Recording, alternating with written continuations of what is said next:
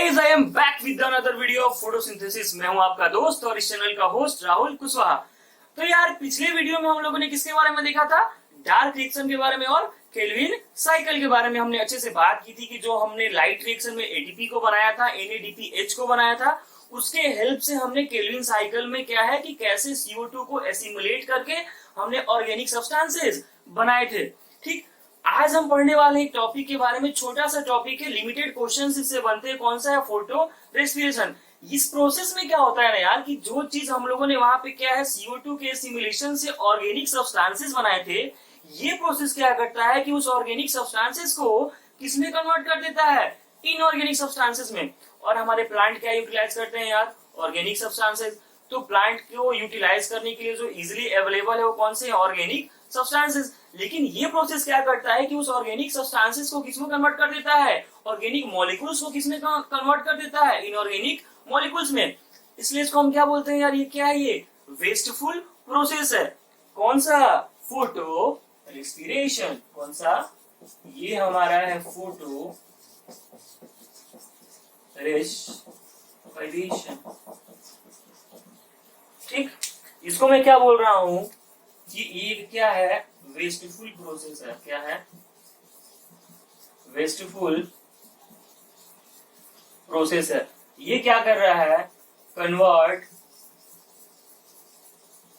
Organic molecules into inorganic. क्या कर रहा है? ऑर्गेनिक को किसमें कन्वर्ट कर दे रहा है? इनऑर्गेनिक में। ठीक है, इसमें क्या होता है? फोटो रेस्पिरेशन में क्या होता है कि RUBP का क्या होता है? ऑक्सीजनेशन होता है। RUBP का ऑक्सीजनेशन होता है और बनता है क्या? PGA और फॉस्फोग्लाइकोलेट। ठीक, ये क्या है? शुरुआत होती है। लेकिन इससे पहले मेरे को और चीजें बतानी थी, लेकिन मैंने पहले ये क्यों लिखा है? क्योंकि मैं आपको पहले ये बताना चाह रहा हूं कि ये जो फोटो रेस्पिरेशन है, यहाँ पे हो क्या रहा है। तो इस फोटो रेस्पिरेशन में क्या होता है कि ऑक्सीजनेशन होता है। किसका?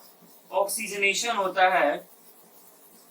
ऑक्सीजनेशन होता है किसका? RUBP का, due to the oxygenase activity of Rubisco. किसकी एक्टिविटी की वजह से?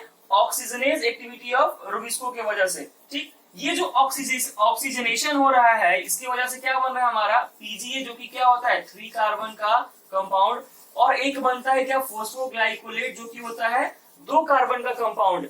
ठीक है, ठीक, 2 कार्बन का कंपाउंड होता है। इसलिए इसको हम क्या बोलते हैं ना, ये जो फॉस्फोग्लाइकोलेट होता है, जो फर्दर रिएक्शंस चलते हैं वो क्या है? इससे ही चलते हैं। इस स्टेप का, इस प्रोसेस का जो पहला स्टेप है वो क्या है कि RUBP का क्या हो रहा है यार? ऑक्सीजनेशन हो रहा है, और उससे क्या बन रहा है हमारा product? PGA plus phosphoglycolate. PGA कितने कार्बन का मॉलिक्यूल है? 3 कार्बन का। और ये जो फॉस्फोग्लाइकोलेट है, कितने कार्बन का मॉलिक्यूल है? 2 कार्बन का मॉलिक्यूल है। और जो आगे के रिएक्शंस चलेंगे ना, वो रिएक्शंस कैसे चलेंगे मैं अभी आपको बताऊंगा, लेकिन जो आगे के रिएक्शंस चलते हैं ना, वो किससे चलते हैं? फॉस्फोग्लाइकोलेट से। और ये फॉस्फोग्लाइकोलेट कितने कार्बन का कंपाउंड है? 2 कार्बन का। इसलिए इस फोटो रेस्पिरेशन को हम एक और नाम देते हैं क्या? C2 cycle. क्या? इस फोटो रेस्पिरेशन को एक और हम नाम क्या देते हैं? C2 cycle. ठीक, तो ये जो फोटो रेस्पिरेशन हो रहा है, ये कहां पे हो रहा है? इसमें 3 ऑर्गेनेल्स इन्वॉल्व होते हैं। कौन से? 3 ऑर्गेनेल्स आर इन्वॉल्व। कितने ऑर्गेनेल्स इन्वॉल्व होते हैं यार? 3 ऑर्गेनेल। कौन कौन से ऑर्गेनेल इन्वॉल्व होते हैं? सबसे पहला इन्वॉल्व होता है क्या? क्लोरोप्लास्ट। कौन सा? क्लोरोप्लास्ट। दूसरा कौन सा? परऑक्सीजोम। कौन सा? परऑक्सीजोम्स। परऑक्सीजोम्स को एनिमल में क्या बोलते हैं हम? Similar to Golgi apparatus. और थर्ड हमारा माइटोकॉन्ड्रिया। तो ये जो हमारा फोटो रेस्पिरेशन है वो चालू कहां से होगा? क्लोरोप्लास्ट में पहला रिएक्शन होगा, फिर उसके बाद रिएक्शन परऑक्सीजोम में, फिर उसके बाद माइटोकॉन्ड्रिया में, ठीक है। तो इतना लिखेंगे, अभी हम देखते हैं कि इसके रिएक्शंस कैसे होते हैं।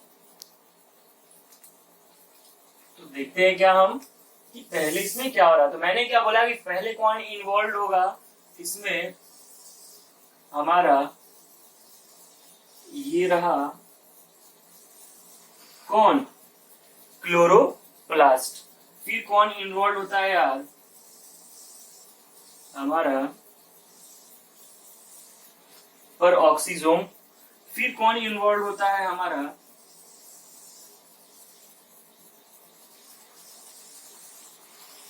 माइटोकॉन्ड्रिया, ठीक।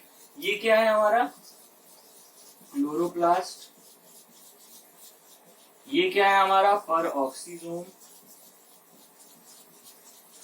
और ये क्या है हमारा माइटोकॉन्ड्रिया, ठीक। मैंने क्या बोला कि क्या हो रहा है यहाँ पे, आरयूबीपी का ऑक्सीडेशन, क्यों, ऑक्सीजनेज एक्टिविटी के वजह से।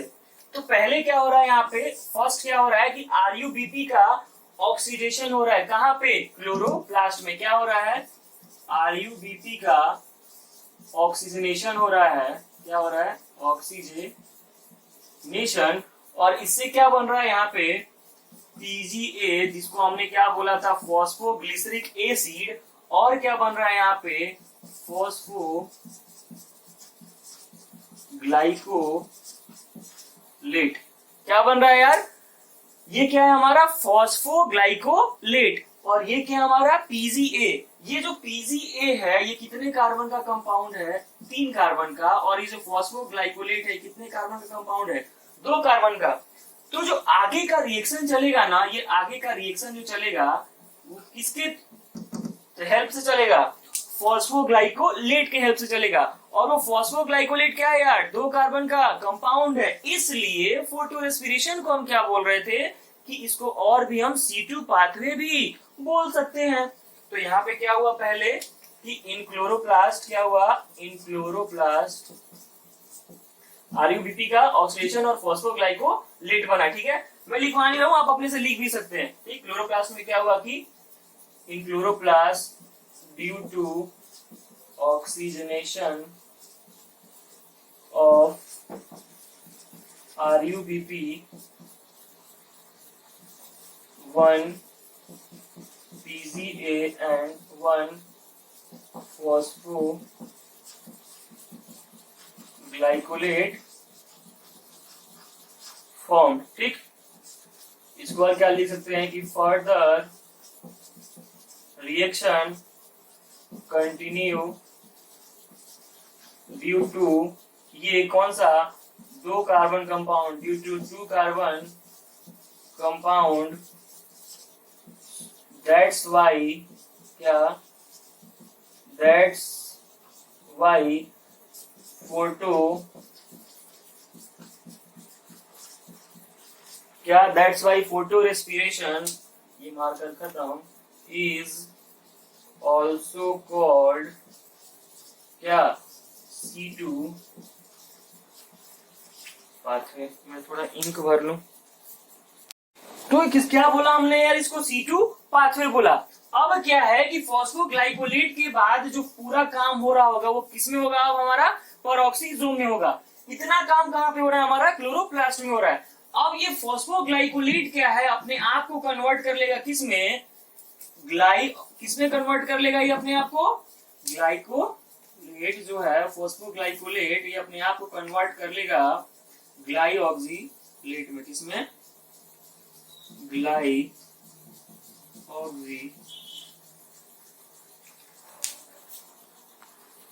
ठीक, ग्लाइऑक्सीलेट में। और इसके साथ साथ क्या बनेगा हमारा, और इस ग्लाइऑक्सीलेट से हमारा क्या बनेगा कि प्लस H2O2। क्या किया, ये फॉस्फोग्लाइकोलेट क्या किया आपने, आपको किसमें कन्वर्ट किया, ग्लाइकोलेट में। सॉरी मैंने ग्लाइकोलेट नहीं लिखा, किसमें कन्वर्ट किया, ग्लाइकोलेट में। एक सेकेंड,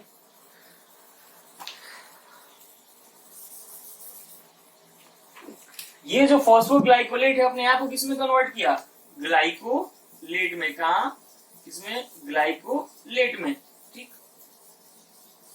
ग्लाइकोलेट में। अब ये ग्लाइकोलेट क्या है कि इसमें कन्वर्ट हो जाएगा ग्लाइऑक्सिलेट, ऑक्सीडाइज कर लेगा अपने आप को किसमें, ग्लाइऑक्सिलेट प्लस H2O2, जो कि क्या होता है, पॉइजनस। क्या होता है,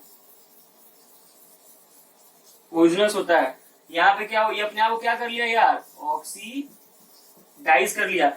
इस पूरे प्रोसेस में ही क्या चल रहा है यार, ऑक्सीडेशन। हमने क्या बोला था कि फोटो रेस्पिरेशन क्या है कि RuBP का ऑक्सीजनेशन हो रहा है, ठीक। इसलिए इसको हमने वेस्टफुल प्रोसेस ही बोला था। क्यों बोला था मैंने बता दिया, C2 पाथवे को बोला था वो भी बता दिया। अब हम क्या देख रहे हैं कि आखिर इन तीनों में हो क्या रहा है।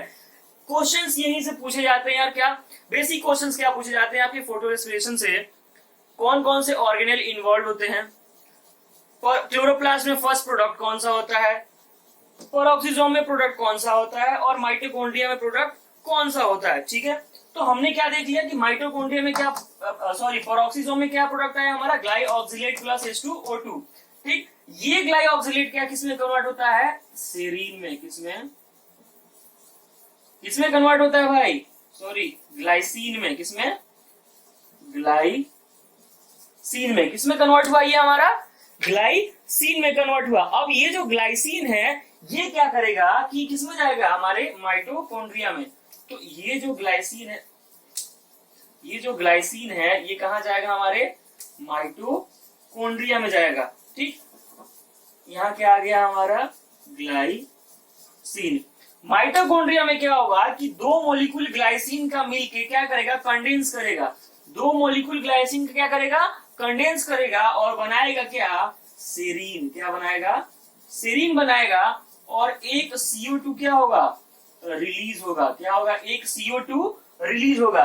तो क्या क्या हो रहा है यार, इतना तो आप लोगों ने लिख लिया होगा।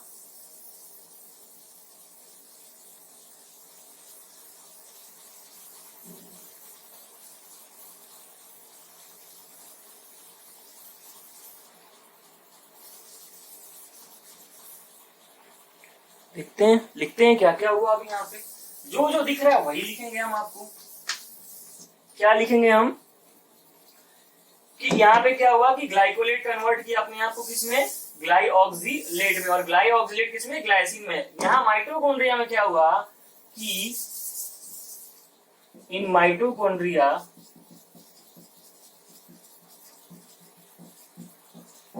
टू मॉलिक्यूल्स ऑफ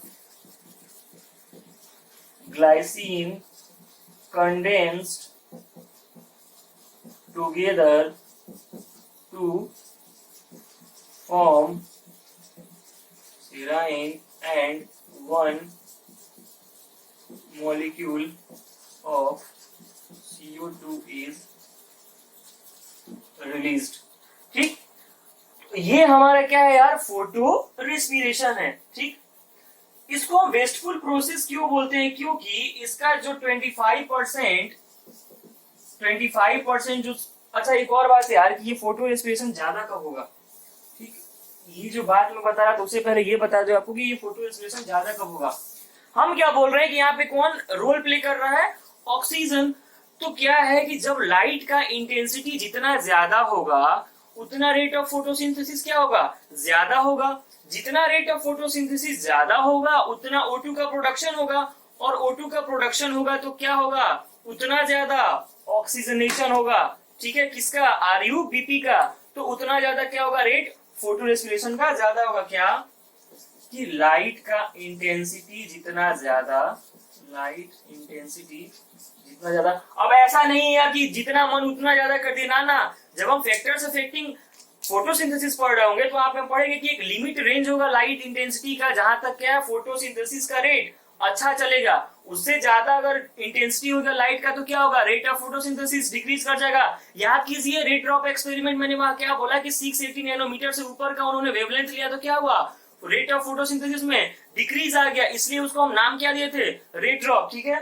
तो क्या हुआ, लाइट का इंटेंसिटी बढ़ा, लाइट का इंटेंसिटी बढ़ा तो क्या हुआ कि रेट ऑफ फोटोसिंथेसिस बढ़ा।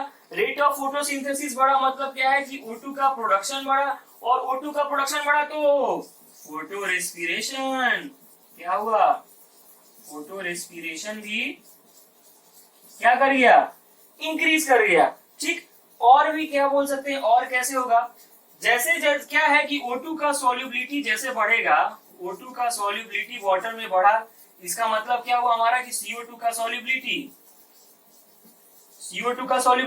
कम। जब CO2 का सॉल्युबिलिटी कम तो इसका मतलब क्या है, फोटो रेस्पिरेशन ज्यादा, क्योंकि O2 का जब सॉल्युबिलिटी ज्यादा होगा तो क्या जाहिर सी बात है कि फोटो रेस्पिरेशन बढ़ेगा। क्यों? क्योंकि O2 पे तो डिपेंड कर रहा है। और तो यार इनडायरेक्टली वही बात है क्या कि O2 ज्यादा होगा तो फोटो रेस्पिरेशन ज्यादा होगा, CO2 कम होगा तो भी फोटो रेस्पिरेशन क्या होगा, ज्यादा होगा। लिखेंगे इसको। लेकिन क्या है ना यार कि हमारा ये जो प्रोसेस है फोटो रेस्पिरेशन, ये थोड़े से काम का भी है।